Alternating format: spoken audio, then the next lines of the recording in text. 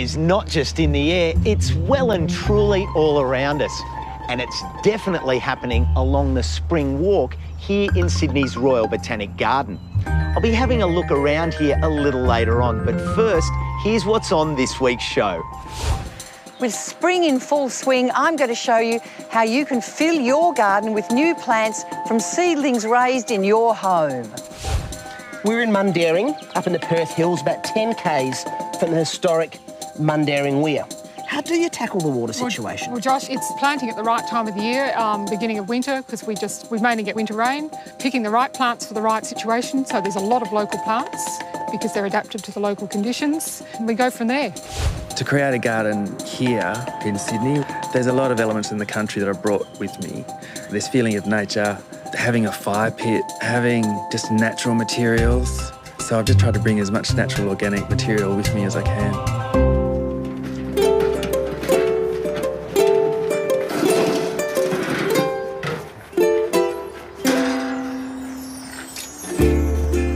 Gardening in the springtime is one of life's simple pleasures. It's a time of renewal.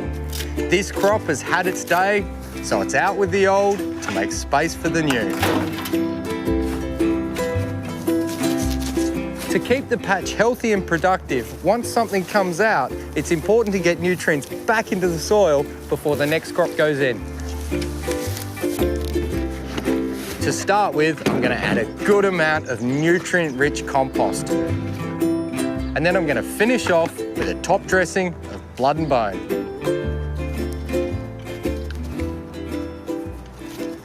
Well, that's looking pretty good. I'm ready to plant out. Now, it's too early to be planting a lot of our summer crops like tomatoes and corn, but salad greens are the great filler crop in between the seasons. They're quick, they're easy, and with repeat harvesting, you can harvest for a very long time. Now, I've got a few different types of leafy greens here. I've got a couple of leafy lettuces here and some of the more peppery leaves like the Mizuna, both in the green and the purple, as well as some wild rocket down the front. But the thing I'm really excited about putting in is this. It's fenugreek, and it's a great little salad crop. So, let's get planting. First up, I'm planting wild rocket in the corners of the bed. That's because it's a tough little annual that tends to self-seed. So it's a good idea to remove the flowers unless you want it everywhere. It's such a rampant grower that I'll be harvesting off this plant in next to no time. Wild rocket's peppery friend is Mizuna. It's an attractive Asian green, and I've got two varieties here. I've got a green form and a purple form. They both taste the same, and they're both good in salads and soups. Now, they tend to be a bit of a larger plant, so I'm going to give them plenty of space in the bed. Plant them about 25 centimetres apart. It's one of the fastest crops going around. I'll be starting to harvest it in 3 to 4 weeks, and I'll be able to keep picking for another month after that. No salad is complete without some lettuce. Now, I've got two really interesting varieties to plant here, but the important thing is they're both leafy varieties, meaning they don't form a heart. So they'll keep producing leaves, and you can keep harvesting them. Deer's tongue is a ripper. It's a cultivar with large, triangular green-yellow leaves that are far more robust than your average lettuce variety. The leaves have got a great taste, with the added bonus that you can actually cook these like spinach. It won't turn to mush, unlike every other lettuce variety out there. I've planted these quite far apart, but there's a very good reason for that I'll get to in a tick. First, I've got to put these red salad bowl lettuces in. I'm spacing the red salad bowl lettuce the same as the deer's tongue. Its deep red leaves mature over a long growing season, and it's one of the best slow bulk cultivars going. Which leads me to my last crop for the day, fenugreek. What you might know from your kitchen spice cupboard. It's a low growing herbaceous annual, and it looks like a bit of a stretched out clover, but it's the main reason why I've left such big gaps between the lettuce. It's so I can interplant the fenugreek with the lettuce. The fresh leaves of fenugreek are delicious and highly nutritious, but because they're in the pea family, they'll fix nitrogen as well. They're such a good plant to grow, they're so delicious and so easy. So if you follow my advice and get your leafy greens in now, in a few weeks' time, you'll find you'll have an embarrassment of riches.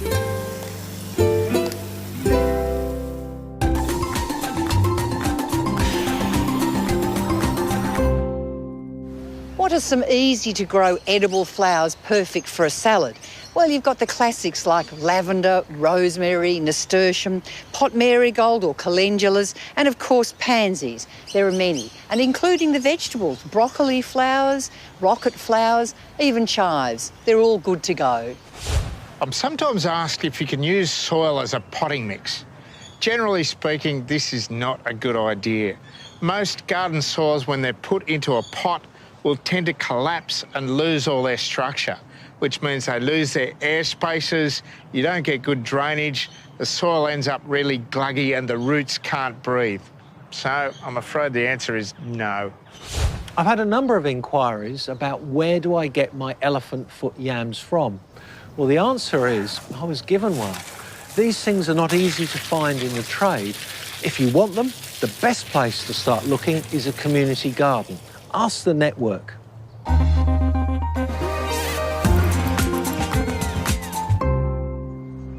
Cerinthe major is known as honeywort or blue shrimp plant, and I just love it because of these stunning purple flowers contrasting with its blue-grey foliage.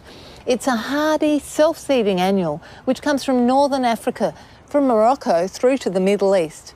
It grows 60 to 90 centimetres high, and you need to allow a bit of space, otherwise it will smother smaller plants.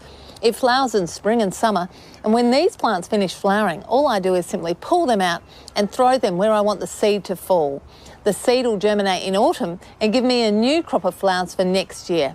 A great hardy, self-seeding annual to look out for, usually available in packets of seed. So remember the names: Cerinthe major, honeywort, or blue shrimp plant.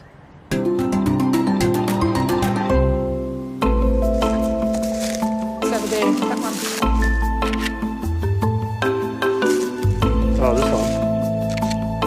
Oh, that's really nice. So, did you want anything else?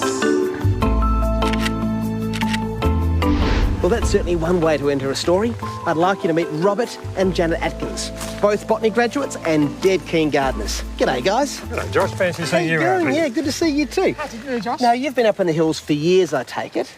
Yeah. What was your place like when you first came here? Anything like this? Oh, there's nothing like this.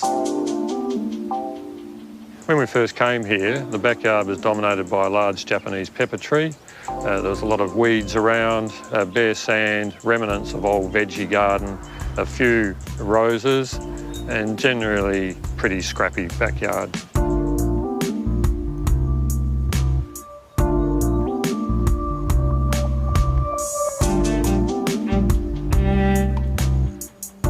Our block is a long, narrow block. It's just under 2 acres.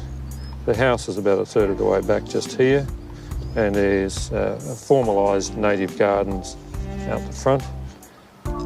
There's a chook run just down here, and then old paddocks down on the back part of the property have been revegetated with native vegetation as a wilderness area, really, to create habitat for bandicoots, birds and other animals. The bandicoots come out at night, mostly. The birds are here all day, and full sun is the time for basking frogs. And this is one of the few spots in this garden that gets additional water. It's a pond that's been planted up for maximum habitat value. And it's got things like junca species and bomea and mebuldina. The frogs clearly love it, and I reckon it will be an absolute magnet for birds and lizards. It really is a little oasis surrounded by dryland garden. Janet, I understand that you've got a couple of gardening myths that you want to bust, and the first one is that big gardens use a lot of water. Well, Josh, this area here we don't water at all, and you can see it's growing perfectly well. So, a bit of context here. We're in Mundaring, up in the Perth Hills, about 10 k's from the historic Mundaring Weir. The rainfall, long-term average, around about 1,000 mils, but dropping due to a drying climate. Average summer temperatures, mid to high 30s, occasionally above 40. The soil type is gravelly with rocky outcrops all up. You're doing it pretty tough, so how do you tackle the water situation? Well, Josh, it's planting at the right time of the year, beginning of winter, because we mainly get winter rain, picking the right plants for the right situation, so there's a lot of local plants because they're adapted to the local conditions, and we go from there. And there's another myth that you want to bust, that you can't plant under big established trees. Well, as you can see, Josh, that's obviously untrue. Select the right plants that like dry shade. I've spent many years playing around with them, and this is what we've ended up with. Look at the result, looks amazing. Yes, and no water at all. But in terms of the bigger trees, I mean, there are a number of eastern states eucalypts here. Yes. You know, and often they get a bad rap for taking water, but how do you find? They do, but I find these are the river gums, which are not local to this area. They're still West Australian. Yes. They're fine, and the local marrie's not a problem. So it's not all shady, is it? No, Josh, this area was covered by a large tree that fell over in a storm, and with that gone, it opened up an opportunity for growing sun-loving plants. This is a local verticordia that grows around the hills and in the foothills. Verticordia densiflora, it's just coming out. Gorgeous. Grows really well, very hardy, and looks really attractive. It does. What else have you got in here? Got a different Leschenoltia to the one that most people grow. Most people grow the big blue biloba. This one's floribunda. Grows in the sandplains north of Perth. It's a very hardy little shrub. This is a pea that comes from up around the Gascoyne, Murchison, around the granites. Leptosema aphylla, meaning leafless pea. What an amazing looking plant. And it ranges everywhere, so it's a bit of an acquired taste, but if you like that's something unusual, it's rather different. Isn't that stunning? What's really impressive is that most of the plants on this property have been propagated by Janet. Your handiwork? Yes, Josh, I grow a lot of my own plants. With a large block, I need vast quantities. And how about the spares? Spares often go to swap meets, sales, and the native plants go to the Wildflower Society plant sale. We trade, sell, and the little bit that I earn helps support my habit of buying new plants. Oh, I'm glad. More plants. Good More to hear. plants. The property is not all dry land, and it's not all native. The house garden is filled with densely planted exotic ornamentals, including salvias, bromeliads, and all sorts of succulents, which along with the lawn and lush vines provides cooling and plays an important role in their fire protection plan. That'll keep you fit, Robert? Yes, well, we haven't had to buy wood for the last 4 or 5 years. It's all come off the property. Probably reached a equilibrium now in terms of maintenance. All of this garden down the back here is wilderness garden, so it's about keeping it neat and tidy from the fire regulations, and the idea is to keep the overall understory fuel load down to the required levels. People think you've got to take all of your trees out. Well, you don't.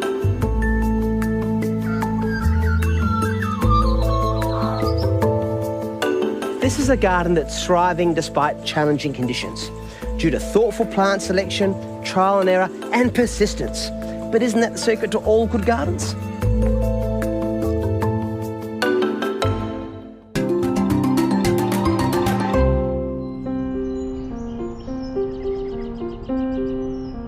Well, I promised earlier more of the spring walk here in Sydney's Royal Botanic Garden, Australia's oldest continuous horticultural display that dates back to 1816. There's an amazing variety of plants with all sorts of colourful spring favourites everywhere you look.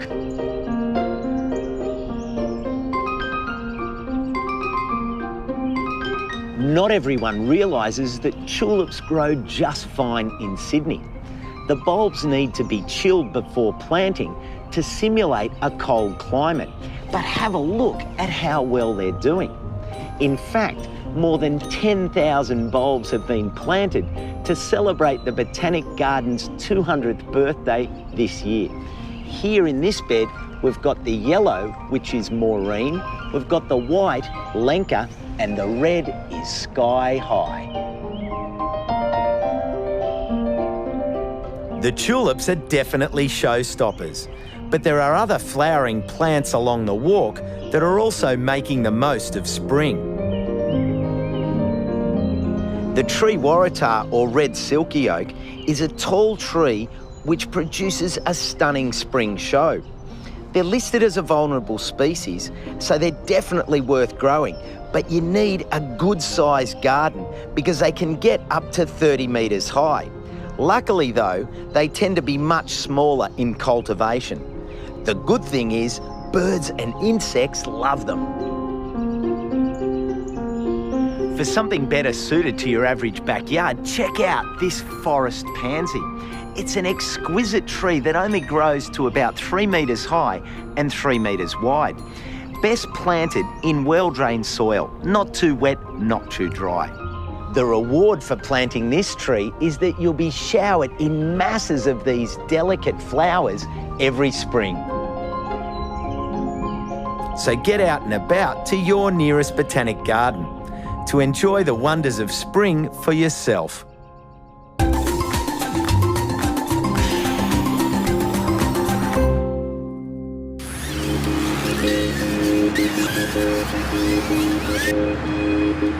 My name's Humane. I live in Bondi, about 3 blocks back from the beach. Welcome to Bondi.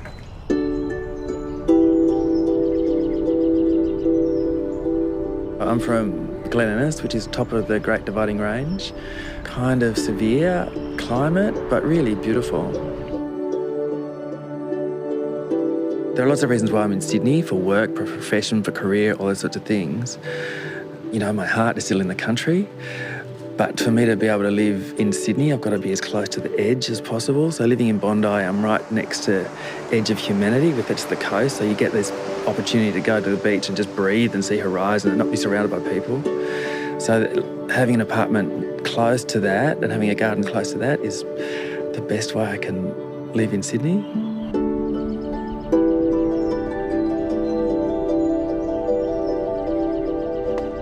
All my family have been on the land forever. So to create a garden here, there's a lot of elements in the country that I brought with me. You know, this feeling of nature, having a fire pit, having just natural materials. So I've just tried to bring as much natural organic material with me as I can.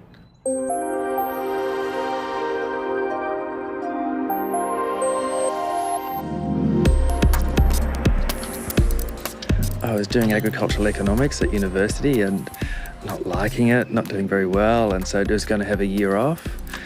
I just became a gardener, enjoyed it, so then started studying landscape design.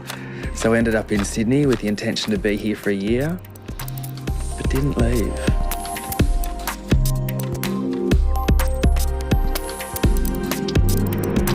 What we've got here is a very simple apartment, but with lots of windows. And so from every window, you're looking out onto a different view of the garden. Every time we plant out a garden, it's like trying to compose a still life. And it's a similar sort of formula. You know, you look at a good picture or a good sculpture or a good installation, and it's got the right balance and mood and shadow and light. So every time we're planting a garden, you're trying to create that magic moment where everything's sweet, everything's in proportion. For me, it's a very emotional thing. It's just got to feel right. This deck, just beautiful little side bit to the house.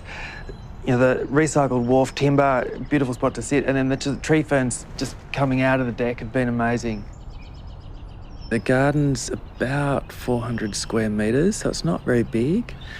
But by putting quite a few elements in, it's added a complexity, so it's quite deceptive that you don't really appreciate it, that it is such a small garden.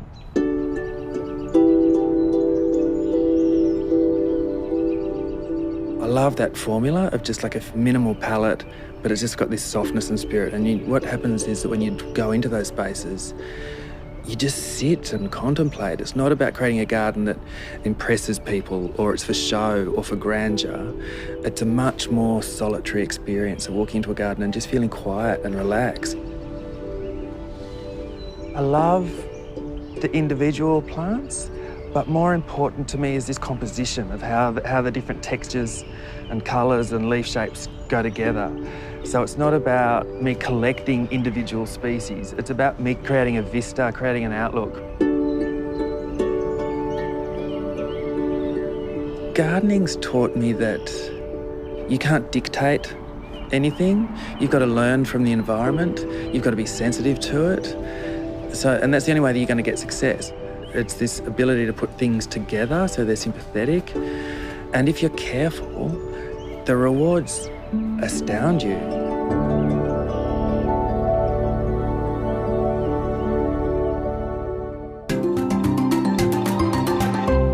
Spring is that wonderful time when gardens are just bursting at the seams with new growth. And you can grow so many new plants, flowers and vegetables, by raising them from seeds. It's an economical way to go, and I'm going to show you how easy it is. First things first, start off with a really good quality seed raising mix. That means it has good moisture holding ability, yet it drains really freely and has got good airflow. That means it's not going to compact down so that the roots find it really easy to grow through that mix. And of course, you get what you pay for. It's the old adage, go for the premium quality. As for containers, it's really up to you. You can go for recycled things like old margarine containers, as long as you put some drainage holes in the bottom. You can use these kind of things that are recycled material, old pots, punnets, of course, even egg cartons are really good. I do like to use these things. This is a compressed peat pot, and it's absolutely hard as anything, but if you put that into a glass of water, in 10 minutes it swells up to this, which is so extraordinary, and that is ideal for planting a seed into. Filling your pot with mix might seem quite straightforward, but there is a right and a wrong way to do it. Start off with a good healthy scoop of the seed raising mix, and then tap it down, and then I like to put my fingers around the edge just so that when you water this little punnet, the water's not going to go whooshing down the sides. Then just gently level it off and tamp it down with a matchbox or something nice and smooth. You're not making that too compact though, because that'll hinder the root development. Water it in and then go and sow. Today I'm going to sow one of the easiest seeds to raise, and that's the oak-leafed lettuce. And it's a beauty because it's got a red tinge to the leaves. When you're working with seeds that are so small and fine, sprinkle them on the top of the mix, and that's absolutely fine. I do like to tamp them down so they're actually touching the soil. I then add some vermiculite over the mix. This is superheated expanded clay that lets the light through, and it also helps keep the seeds from drying out while they germinate. Keeping them moist is critical to their success. This simple method works best for brassicas, annual flowers, and even tomatoes. The next seed I'm going to sow is cosmos. It's a delightful little plant for spring and summer. Fern-like foliage, pink and white flowers. They're simple, but they're one of the toughest plants, and I just think they're gorgeous in a garden. They are also really good at attracting beneficial insects into the garden. With seeds that are a bit bigger like these ones are, bury them a few millimetres under the surface. It just gives them more chance of germinating than surface sowing. So once you've sprinkled them in, just cover them up with a light layer of seed raising mix, tamp them in again so they connect with the mix, and once again, finish off with the vermiculite and water them in.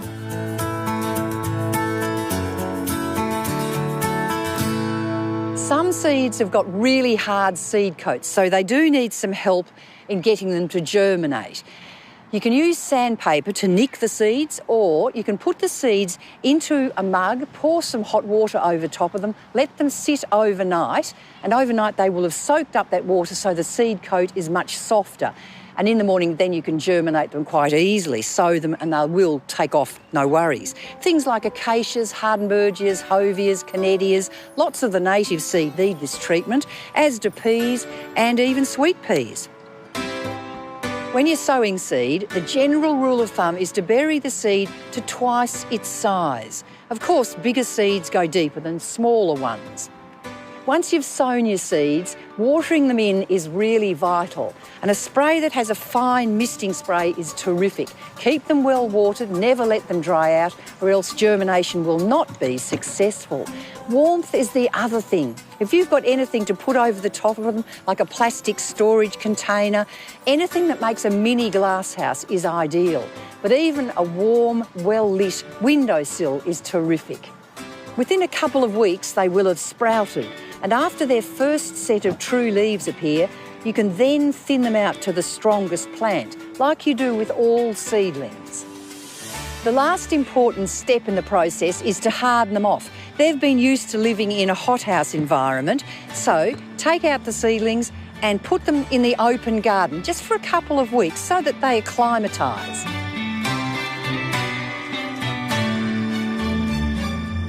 Seeds are amazing little things. While many of them look dry and lifeless, if you give them the right conditions to grow, they will be so rewarding.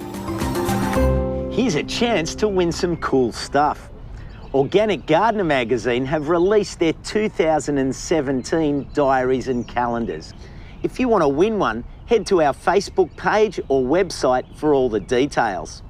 Well, that's it for another packed show. Here's a look at what's coming up next time. Western Australian wildflowers are some of the most beautiful and biodiverse on Earth. The breeding program at Kings Park aims to educate Australians about this amazing natural heritage, as well as making it much easier for them to successfully grow some of these plants in their own gardens. You've caught me in the middle of putting some final touches to this compost spinner. I put this one together the other day, but I'm going to build a second one so that you can see how simple it is to have one of these for your garden. And I'm off to visit an expert who grows orchids for cool climates.